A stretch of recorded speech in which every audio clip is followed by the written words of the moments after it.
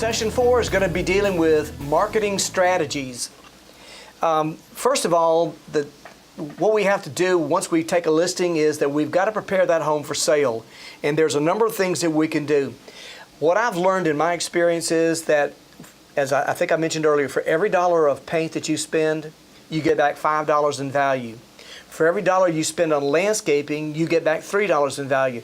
And what we're saying is these are easy things, these are facade things that bring us value with very little input or very little spending of money. Also, make sure that the carpet's clean.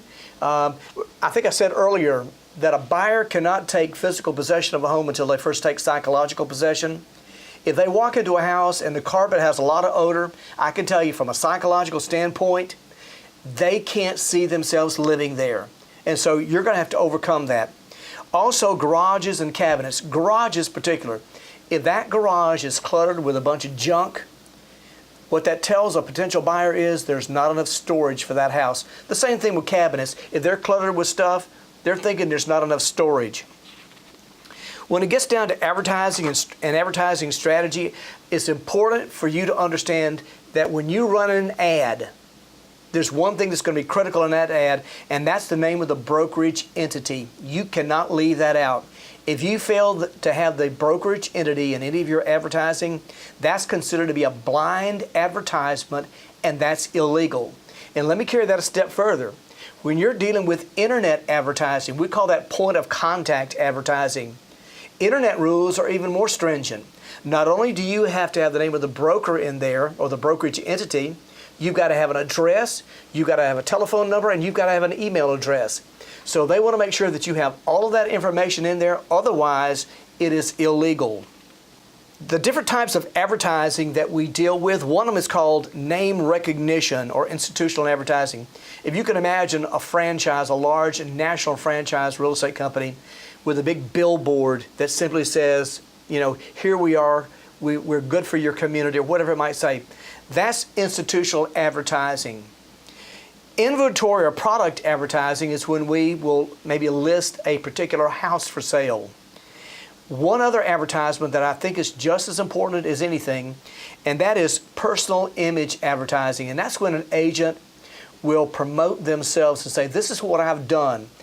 These are my accomplishments. So there are a number of ways that we can advertise, just depending on what you're trying to get accomplished. And some of the medium that we use, television, billboard, the internet is a great source.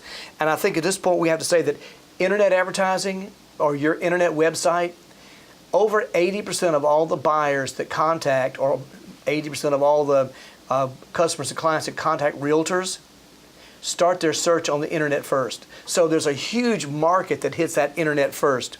You have print media. Still, one of the biggest sources of advertising we have is your yard sign. Just make sure that you know how to write a really good ad when you're doing this. I think the most important thing about writing an ad is the headliner. The headliner reaches out and slaps you. It grabs your attention. It gets you into the ad to make you want to know more about that particular property. And that's where the text comes in. Then you have to describe the property.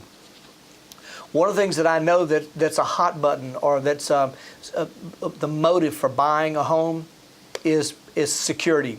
Security and prestige are two of the biggest issues. So when you're writing ads, those are going to be important issues. That's why neighborhood was the #1 thing when interviewed that people were looking for in terms of buying a home. Puffery. Let's make sure we know what puffery is. Puffery is simply an exaggeration. It's not illegal, but you're exaggerating something. Marketing strategies are going to be important for you. You're going to have to know how to advertise. And let me say this, the most successful people, the more you advertise, seems like the more successful you get. What I've learned, the people that are making over probably $300,000 probably spend at least 25% of their revenues marketing advertising. People making around let's say people making around $100,000 probably only spend about 15%. And people 50,000 or less probably spend 10% or less on advertising. So what we're saying is the more you spend, the more that you're going to make. You can't get it backwards. And with that said, that's all we have in the marketing strategy. So what I want to do right now is I want to review with you those areas of critical concern.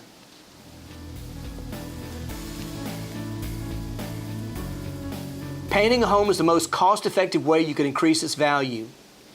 Failure to include the brokerage or the broker's name in any advertisement is considered to be a blind ad, and that is illegal. The point of contact advertisement requires the brokerage name, address, email address, and telephone number. Name recognition is used to keep the brokerage name in front of the public. Individual agents will use personal image advertising to promote their own services. A headliner is used to grab the reader's attention. Puffery is an exaggeration, but not to the point that's considered to be false or misleading advertisement. And that's all we have for this session.